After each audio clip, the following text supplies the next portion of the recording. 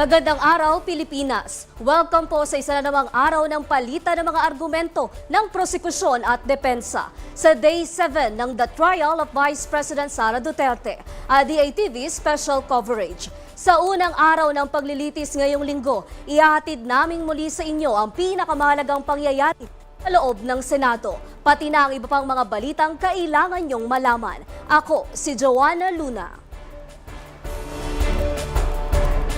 Matapos ang grave threats, ang confidential funds naman ang tututukan ng impeachment trial court sa ikatlong linggo ng paglilitis kay Vice President Sara Duterte.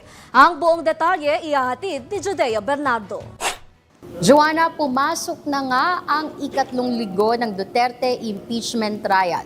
Bagaman hindi pa officially natatapos yung paglilitis kaugnay ng Article 4 o alleged grave threat si Vice President Sara Duterte kay President Ferdinand Marcos Jr., First Lady Liza Araneta Marcos at former House Speaker Ferdinand Martin Romualdez, isa sa pinaka-inaabangan ngayong linggo ay yung paglalapag naman ng mga ebidensya kaugnay ng alleged misuse of confidential funds. Naniniwala ang prosecution panel na ang unang article of impeachment laban kay Vice President Sara Duterte ang pinakamatagal na tatalakayin sa paglilitis.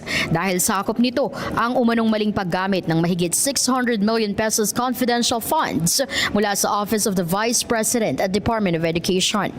Ayon kay House Prosecution Legal Spokesperson, Attorney Benjamin J. Tolosa Jr., aabuti ng hindi bababa sa 31 trial dates ang presentasyon ng ebidensya para lamang sa Article 1 o halos kalahati ng kabuang 62 araw na nakalaan sa kanilang panig. Ipaliliwanag nila sa pamamagitan ng mga dokumento at testigo ang buong proseso ng paggalaw ng pondo mula sa pagkuha ng cash advances, paggamit ng pondo. Maraming salamat, Judea Bernardo.